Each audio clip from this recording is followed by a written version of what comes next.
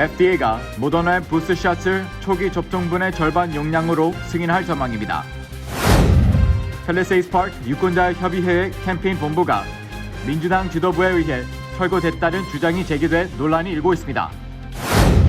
뉴저지 최초 한인 여성 주하원 의원 당선에 도전하는 엘렌 박 후보가 기금 모금 행사를 성황리에 마쳤습니다. 브로드웨이 중 레덴 공연이 18개월 만에 재개장한 지 24시간 만에 돌파 감염 사례가 발생해 문을 닫았습니다. 연방 보조 영양 지원 프로그램 푸드스탬프 지원금이 내일부터 증액됩니다. 지난달 한 우버 기사가 무리하게 승차를 요구한 흑인 남성에게 폭행을 당한 뒤 현재는 실명 위기에 놓인 것으로 알려졌습니다. 과거에 아동을 성추행한 혐의를 받았던 브루클린 교구의 로마 캐톨릭 주교가 결국 은퇴합니다. 내년 2월 재외 국민들의 한국 제20대 대선 투표 참여 독려를 위해 뉴욕 대선 참여 운동 본부가 본사를 방문했습니다.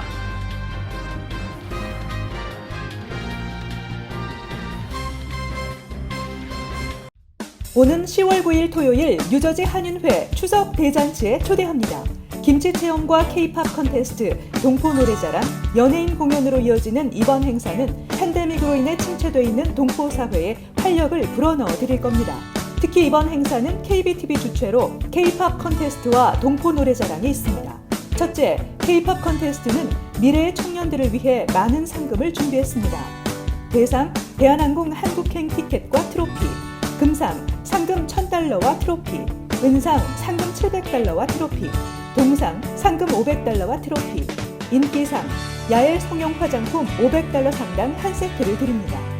둘째, 동포 노래자랑은 남녀노소 제한 없이 참가 가능합니다.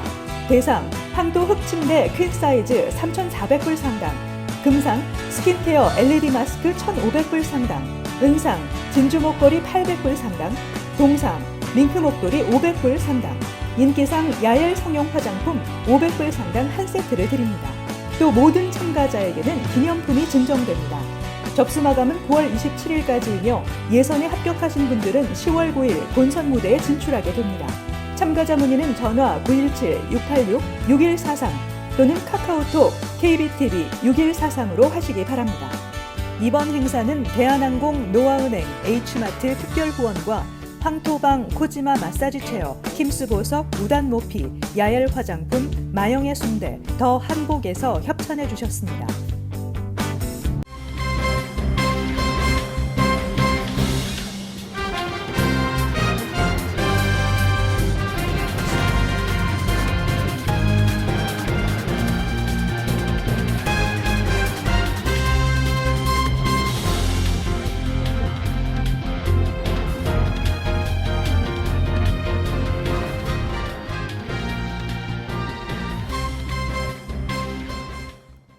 여러분 안녕하십니까? KBTV 뉴스9 이창원입니다. 식품의약국 FDA가 모더나 초기 백신 접종분의 절반 용량을 부스트샷으로 접종하는 것을 곧 승인할 예정입니다. 모더나가 이번에 다시 제출한 부스트샷 임상시험 데이터가 면역 증강 효과를 충족한 것으로 전해졌습니다. 식품의약국 FDA가 모더나 백신의 부스터샷 승인을 앞두고 있다고 블룸버그 통신이 보도했습니다. 모더나는 초기 백신 접종분인 100 마이크로그램에서 그 절반인 50 마이크로그램만 부스터샷에 투여할 예정입니다. 이는 파이저가 초기 접종분과 부스터샷의 동일량인 30 마이크로그램을 사용한 것과 비교됩니다. 모더나는 9월 1일 FDA에 코로나19 백신 추가 용량에 대한 초기 데이터를 제공했습니다. 데이터는 100 마이크로그램의 메신저 리보핵산으로 구성된 모더나 백신의 기본 용량의 절반인 50 마이크로그램의 부스터 용량을 투여하는 것이었습니다. 스테판 방셀 모더나 CEO는 성명을 통해 델타 변종에 대한 강력한 항체 반응을 보여주는 50 마이크로그램 용량의 코로나19 백신으로 생성된 데이터가 면역 증강 효과를 충족했다고 밝혔습니다. 블룸버그는 모더나가 부스터샷 투여량을 기존의 절반으로 줄임으로써 추가 접종률을 높일 수 있을 것으로 기대하고 있다고 전했습니다. 앞서 FDA는 지난 22일 65세 이상 고령층과 코로나19 중증 환자, 감염 고위험군 등에 한해 파이저 백신 부스터샷을 긴급 승인했습니다. 처음에 모더나 또는 존슨앤존슨 백신을 접종한 사람들은 현재 부스터샷을 받을 수 없습니다. 이런 가운데 모더나 부스터샷이 승인되면 정부가 진행 중인 백신 추가 접종 캠페인이 보다 확대될 것으로 예상됩니다. CDC에 따르면 1억 110만 명의 미국인이 파이저 백신의 첫 2회 접종을 받았고 6,840만 명이 모더나를, 1,480만 명이 존슨앤존슨을 받았습니다. 블룸버그에 따르면 FDA가 언제 승인을 할지 아직 명확하진 않지만 질병통제예방센터 백신자문위원회는 10월 20일 다시 열릴 예정입니다. 오늘 오후 한인 유권자들의 선거인 등록을 돕는 캠페인을 벌이던 펠팍 유권자협의회 캠페인 본부가 무참히 철거돼 논란이 일고 있습니다. 김은지 기자가 취재했습니다. 펠팍 상공회의소는 오늘부터 10월 3일까지 4일 동안 브로드애비뉴를 중심으로 거리에서 각종 문화 행사와 판매 이벤트를 시작했습니다. 이에 맞춰 펠팍 유권자협의회도 한인 유권자들의 투표를 독려하고 선거인 등록을 돕기 위해 펠팍 타운홀 앞 캠페인을 위한 부스를 설치했습니다. 협회의 이번 제10회 유권자 등록 캠페인은 오는 11월 본선거를 위해 당초 오늘부터 3일간 실시할 예정이었으나 타운 정부 측의 철거 강행으로 무산됐습니다. 협회는 지난 4년 동안 특별한 허가 절차 없이도 시정부가 타운홀 앞 부스 설치를 허용해줬는데 갑자기 이제 와서 캠페인을 하려면 허가 절차를 밟아야 한다며 철거를 강행했다고 주장했습니다. 이에 대해 권영만 협의회장은 철거를 지시한 주체는 바로 타운 정부 내 민주당 지도부라며 협회가 최근 공화당 소속의 스테파니장 펠팍 시의원 후보를 공식 지지한 것에 따른 보복이라고 주장하고 있습니다. 크리스 정 시장께서 예비선거에 당선된 후부터 이 장소를 써서 이렇게 10번째 하고 있습니다. 이번 같은 경우에는 제가 의도적으로 이메일도 보내서 사전에 통보를 했고 양해해달라고 허락해달라고 이런 이메일을 보냈습니다. 그러나 그전엔 이런 적이 없었습니다. 그러나 이번에는 저희 유권자협의회에서 그동안의 민주당 실정을 비판하면서 다른 후보를 지지하겠다는 그러한 거에 대해서 유권자협의회 대표인 저를 제명하겠다는 얘기가 벌써 며칠 전에 나왔고 결국은 오늘 저희들이 이런 캠프를 설치하니까 강제로 철거하는 그러한 불상사가 있었습니다. 한편 지난 27일에는 120여 명이 넘는 민주당원들이 펠팍 민주당 본부에 모여 단합대회를 가진 자리에서 민주당원인 권 회장이 스테파니장 시의원 후보 기금모금 행사에 참석해 지지를 선언한 것이 민주당원으로서 부적격하다는 이유로 6선 거구 민주당 대표직에서 제명하기로 뜻을 모은 바 있습니다. 권 회장은 이렇듯 실정을 꾸짖거나 눈밖에 나게 되면 캠페인 부스를 철거하는 등 무법적인 행정을 저지른다며 과연 이것이 주민을 위한 타운 정부가 맞는지 의문이 든다고 말했습니다. 한편 펠팍 한인 유권자협의회는 지난 4년간 연례 유권자 등록 캠페인을 통해 약 800여 명의 유권자 신규 등록과 많은 주민들의 주소 변경, 정당 변경, 우편 투표 신청 서비스를 통해 소수민족의 권익 증진에 힘써오고 있습니다. KBTV 뉴스 김은지입니다. 오는 11월 본선거에서 뉴저지 최초 한인 여성 주 하원 의원 당선에 도전하는 앨런 박 후보가 지난 29일 기금 모금 행사를 개최해 지지자들과의 관계를 돈독히 하고 아시안 유권자들의 투표를 당부했습니다. 현장에 김은지 기자가 다녀왔습니다. 어제 저녁 6시 앨런 박 뉴저지 제37선거구 하원의원 민주당 후보는 포트리에 위치한 더블트리 호텔에서 기금 모금 행사 및 후원의 밤을 개최해 약 200명에 가까운 지지자들의 환영을 받으며 성황리에 마무리했습니다. 이 자리에는 그녀의 런닝메이트인 샤마 하이더 후보와 고든 존슨 주 상원의원 후보, 앤서니 큐라튼 버겐카운티 셰리프를 비롯해 크리스정 펠팍 시장과 펠팍 민주당 위원회의 공천을 받고 지난 예비선거에서 본선거 티켓을 거머쥐었던 이종철 펠팍 부시장, 폴킴 시의원 등도 자리했습니다. 어제 박 후보는 이 자리에서 오는 11월 본선거에서 주 하원의원으로 당선되면 정부는 물론 비정부 분야에서 제공하는 여러 형태의 보조금과 혜택들을 필요한 사람들에게 돌아갈 수 있도록 하는 데 중점을 둘 예정이며 그런 다양한 정보들을 주민과 아낌없이 공유할 예정이라고 밝혔습니다. 또 우리 후손들에게는 문화의 다양성과 차이점에 대해 배우고 받아들일 수 있도록 교육하는 것에 초점을 맞출 예정입니다. 이와 함께 박 후보는 이민 가정들이 행복과 아메리칸 드림을 이룰 수 있도록 하는 길에 모든 경험과 지식을 나눌 것을 약속하고 다양성을 존중하고 인정하고 또 호흡할 수 있는 사회를 만드는 것이 우리가 살고 있는 미국이 가장 살기 좋은 나라로 만드는 일의 핵심이라고 생각하고 최선을 다할 것이라고 전했습니다.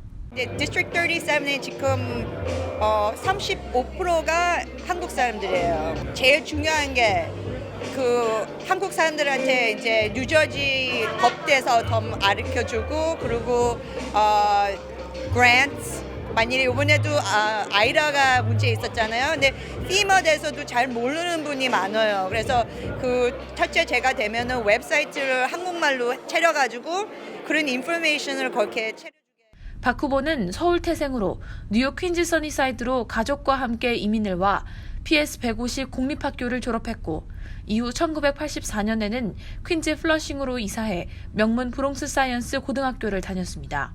고교 졸업 후에는 호프스트라데 로스쿨에서 박사학위를 취득했습니다. 이곳 재학 당시 아시안태평양 아메리칸 로스쿨 학생 연합회 부회장을 역임했으며 1992년에는 뉴욕 퀸즈에서 열린 유권자 시위운동을 이끄는 리더십을 발휘하기도 했습니다. 2001년부터는 변호사로서 그녀의 커리어를 시작했고 그녀의 남편이자 변호사인 리차드 마와 함께 뉴욕시 법률사무소 마앤팍을 열어 형사사건 및 부동산 사건을 전문적으로 다뤄왔습니다. 2009년에는 남편과 아들 둘과 함께 뉴저지 잉그루드 클립스로 이사를 왔고 2016년부터 2018년까지 잉그루드 클립스 시의원으로 재직했습니다. 박 후보는 시의원 활동 당시 저소득층 아파트 건설 법안 통과에 큰 힘을 보탠 것으로 알려졌습니다. 한국 사람들하고 동양 사람들이 특별히 꼭 나와서 매년마다 한국 사람이 있든 없든 동양 사람이 있든 없든 나와서 투표를 해야지만 우리가 목소리가 더 크게 되고 파워가 더 이렇게 보입니다.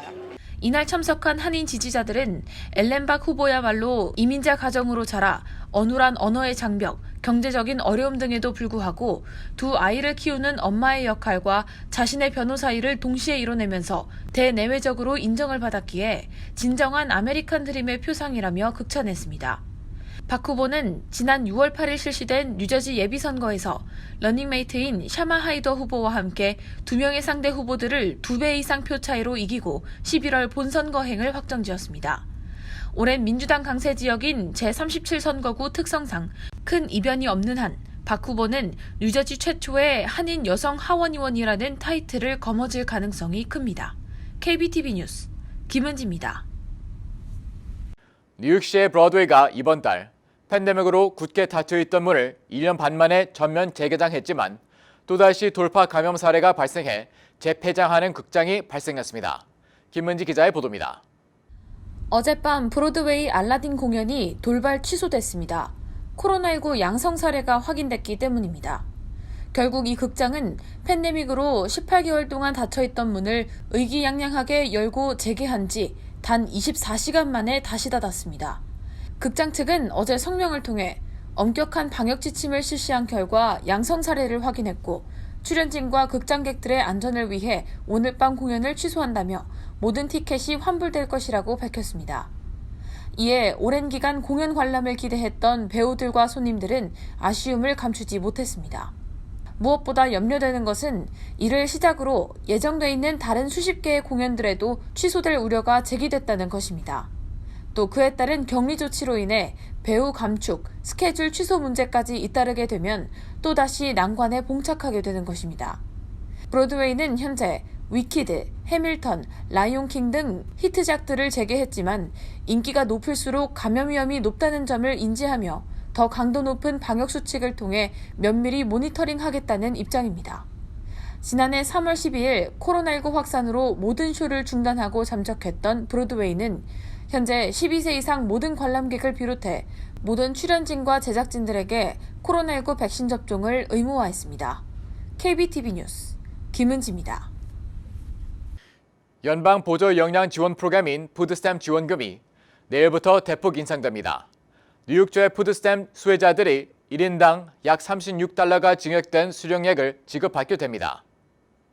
캐시 호컬 주지사는 2018년 연방의회가 채택한 법안에 의해 농무부가 푸드스탬프 혜택을 재평가한 데 따라 10월부터 뉴욕주 4인 가정의 최대 수령액이 기존 $680에서 오는 10월부터 $835로 인상된다고 밝혔습니다. 농무부는 현재 식료품 가격, 국민들이 일반적으로 먹는 음식, 영양소 등에 대한 최신 데이터를 수집해 푸드스탬프 혜택을 재평가하고 10월 1일 시작하는 2021-2022 회계년도에 팬데믹 이전보다 21% 인상한다고 밝혔습니다. 이 프로그램이 처음 시행된 1975년 이후 가장 큰 폭으로 오르게 되는 것입니다. 뉴욕주는 2021-2022 회계년도에 $14억 이상의 연방 자금을 추가로 제공받게 되며 이번 조치로 280만 명에 달하는 지원금 수령자들이 인상 혜택을 보게 됐습니다. 코로나19 팬데믹 때문에 시행된 경기 부양책에 임시로 15% 상향 조정했던 것과 달리 이번 인상은 영구적인 조치로 수혜자 4,200만 명의 월 수령액이 늘어날 전망입니다. 한편 연방 농무부의 지난 6월 조사 결과에 따르면 푸드스탬프 수혜자의 88%가 건강식단 확보에 어려움을 겪고 있으며 경기 회복에도 불구하고 미국 내 10%에 해당하는 가구들이 충분한 식사를 하지 못하고 있는 것으로 나타났습니다. 푸드스탬프는 빈곤층 가정의 식료품 구매 보조를 위한 프로그램으로 수혜 자격은 가구 소득이 연방 빈곤선의 130% 미만이어야 합니다. 연방정부는 푸드스탬프 혜택 $1당 $1 59센트의 경제활동 효과를 기대할 수 있다고 추산하고 있습니다. 지난달 뉴욕시 이스트빌리지에서 우버를 운행하던 한 아시안 남성 기사가 무리하게 승차를 요구한 남성의 탑승을 거부했다가 폭행을 당해 실명 위기에 놓였습니다. 김은지 기자의 보도입니다. 중국계 이민자인 후이핑 한 씨는 지난달 28일 새벽 3시경 뉴욕시 이스트빌리지 부근에서 우버를 운행 중이었습니다. 갑자기 어디선가 튀어나온 남성이 도로 한가운데에서 우버를 불러세웁니다. 통상 우버는 모바일을 기반으로 예약 손님만 받는 승차 공유 서비스로 길거리에서 승객을 받는 건 규정상 어긋나는 일입니다. 이러한 이유로 한 씨는 당시 급작스럽게 불러세우는 남성의 승차를 거절했는데 곧이어 그의 무차별한 폭행이 이어졌다고 말했습니다.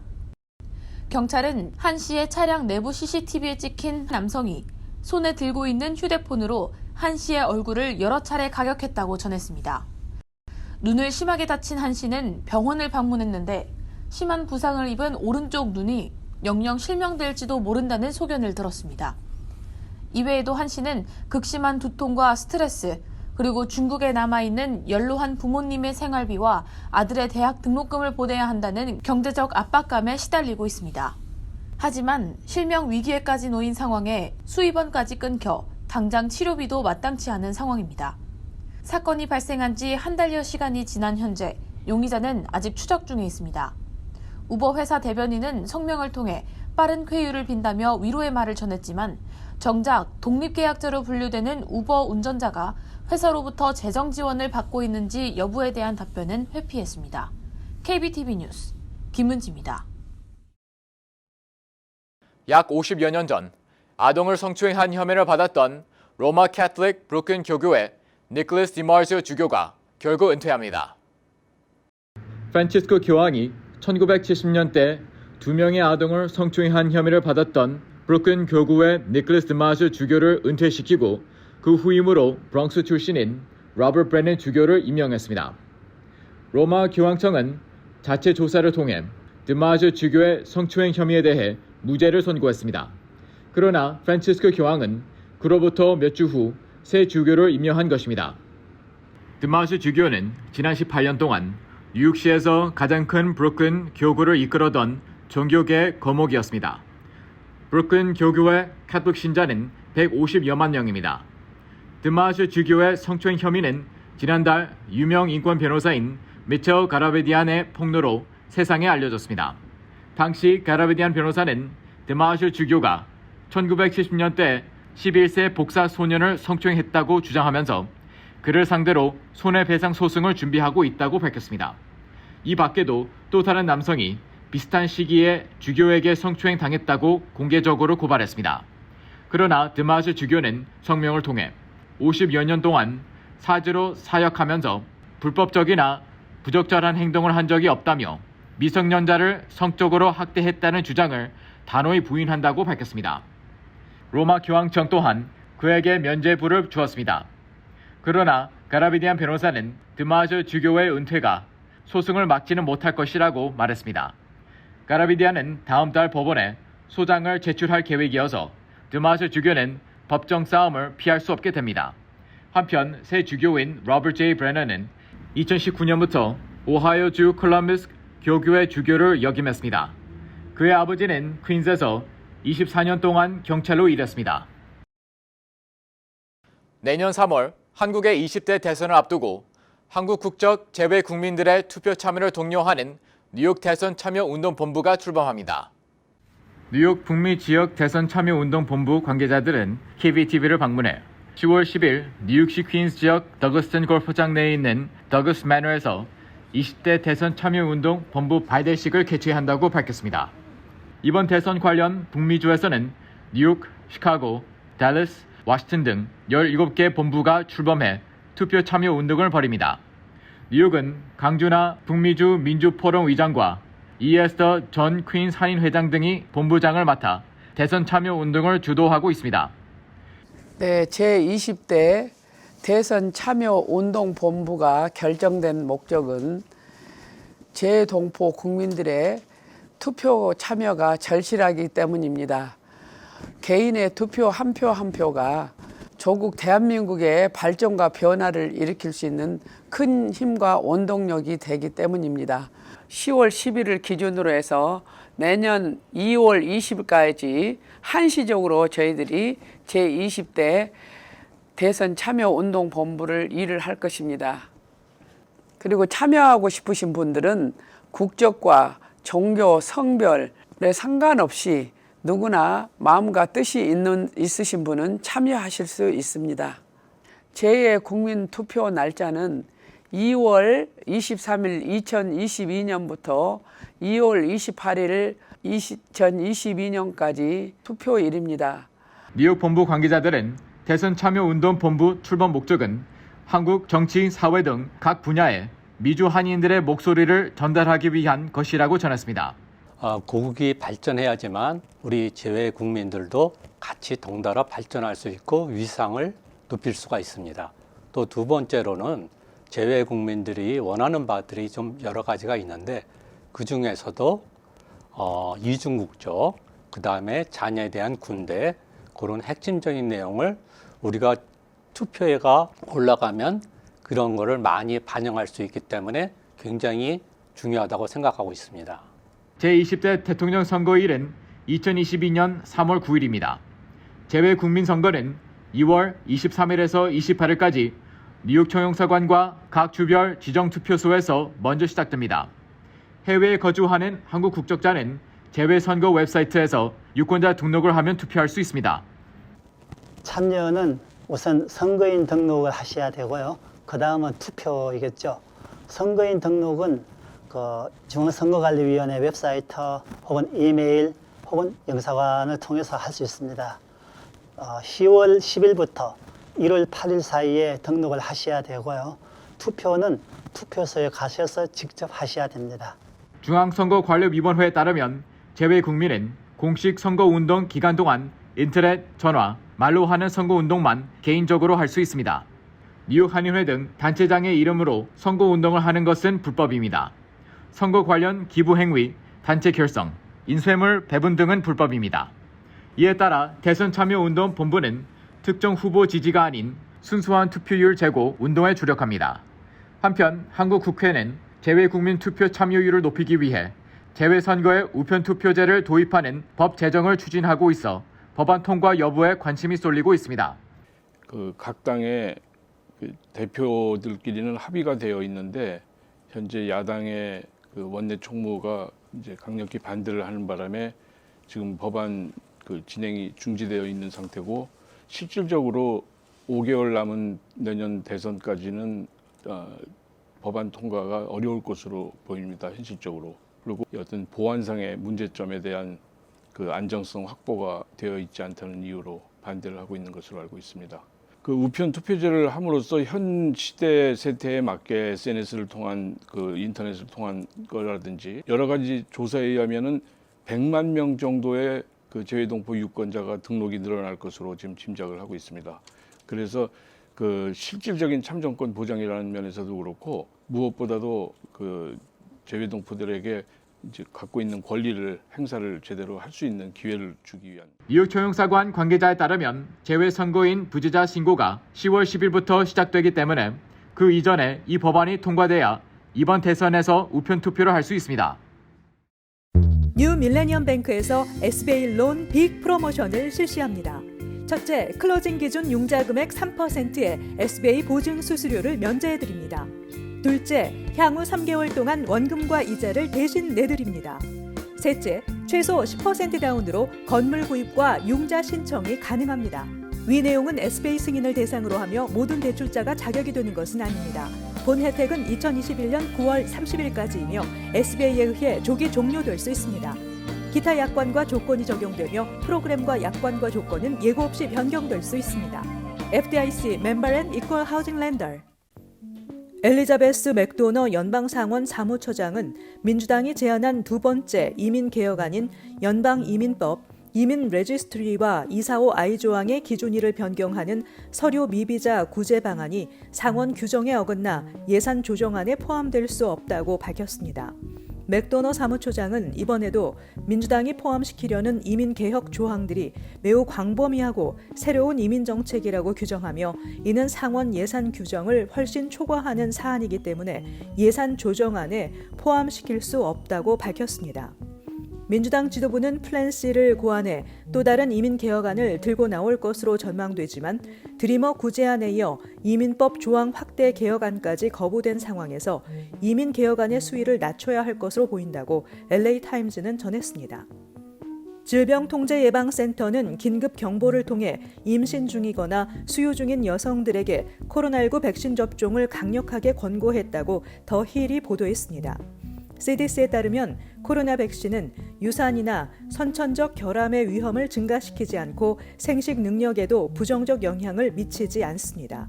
현재 CDC 데이터에 따르면 임산부의 31%만이 코로나19 백신 접종을 받았습니다.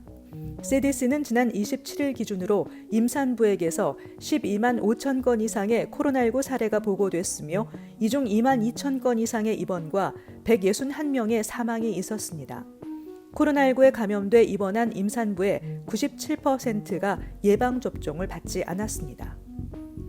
뉴욕시가 2천만 달러를 투자해 전염병 대응센터를 새롭게 개설한다고 밝혔습니다.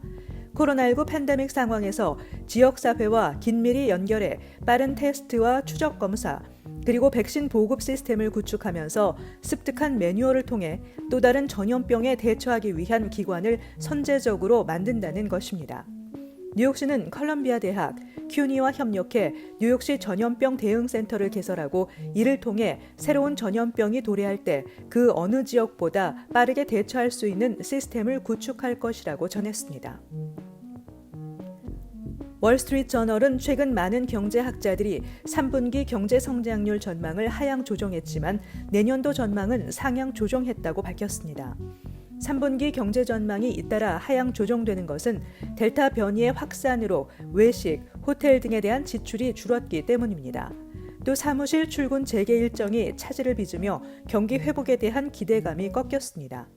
그러나 3분기 이후에는 성장이 다시 가속화될 것이라는 전망이 나오고 있습니다. 연방준비제도는 지난주 내년 성장률 전망치를 3.8%로 제시해 6월 전망치인 3.3%에서 상향 조정했습니다. This is Economics의 앨런 시나이 수석 글로벌 경제학자는 미국의 경제 성장률을 4분기 연 6.5%, 내년 1분기 5.1%로 전망했습니다. 이는 3분기 4.2%에서 증가한 것입니다. 월스트리트저널은 코로나19 확진 사례가 감소하면서 지출이 바닥을 친 후 회복되는 징후가 나타나고 있다고 분석했습니다. 잠시 후 커뮤니티 브리핑을 전해드립니다.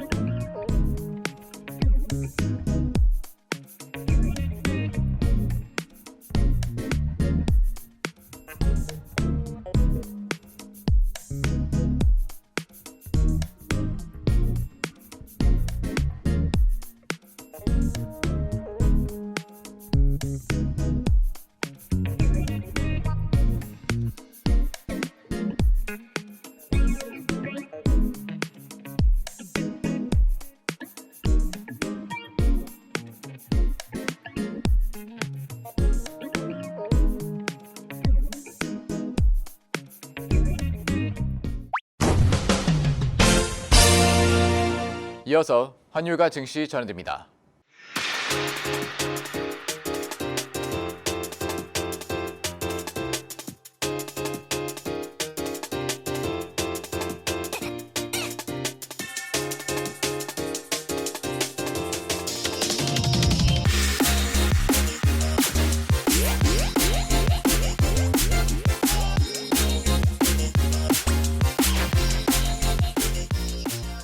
잠시 후 뉴욕과 뉴저지 날씨 전해드립니다.